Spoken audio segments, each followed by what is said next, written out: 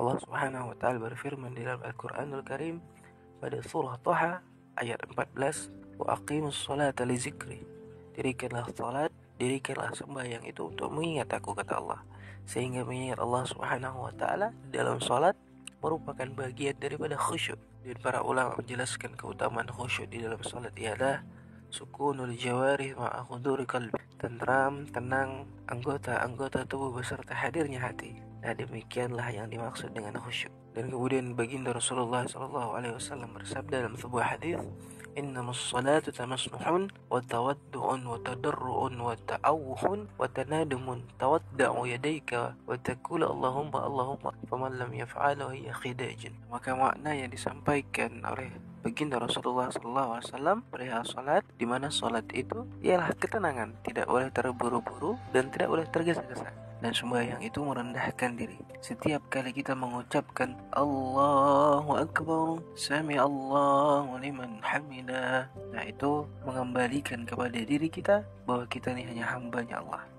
Jadi kita ini rendah, hina, dan kita ini penuh dosa di hadapan Allah Subhanahu wa taala. Kita ini kecil, nah sehingga sholat itu ada tawaduknya, kita rendah hatinya kita kepada Allah Subhanahu wa taala. Karena sejatinya segala macam perbuatan taat yang bisa kita lakukan itu tidak terlepas daripada bantuan serta pertolongan daripada Allah Subhanahu wa taala. Jangan kita lupakan itu. Dan kemudian salat itu mendekatkan diri kita kepada Allah Subhanahu wa taala, meratapi kesalahan-kesalahan kita, dosa-dosa kita kepada Allah. Maka kita pun ingin sekali memohon ampunan daripada Allah Subhanahu wa taala. Barang siapa yang tidak melakukan itu di dalam salatnya, maka salatnya kurang. Salatnya itu tidak tenang, salatnya itu tidak tawadu, salatnya itu tidak ada rasa mendekatkan diri kepada Allah Subhanahu wa taala, salatnya itu tidak ada ratapan atas dosa perbuatannya, maka salat itu tidak menjadikan dia dekat kepada Allah, dan salat itu dianggap sebagai khidaj, kurang sempurna. Maka Allah Subhanahu wa taala menegaskan di dalam hadis qudsi yang diambil dalam kitab-kitab terdahulu, tidaklah orang yang salat itu aku terima salatnya, kata Allah Subhanahu wa taala, melainkan aku hanya menerima salat orang yang merendahkan diri karena keagunganku, karena kebesaranku, dan tidak sombong terhadap hamba-hambaku, dan ia memberikan makan orang fakir, orang susah, kelaparan, semata-mata mengharapkan ridhoku. Nah, jadi artinya salat kita ini khusyuk semacam saja tidak cukup, tidak lengkap lah, masih terganjal dan masih belum sepenuhnya diterima oleh Allah Subhanahu wa taala. Karena salat yang kita kerjakan itu bisa diterima oleh Allah Subhanahu wa taala berhubung dengan kelakuan-kelakuan kita, akhlak kita di luar sembahyang.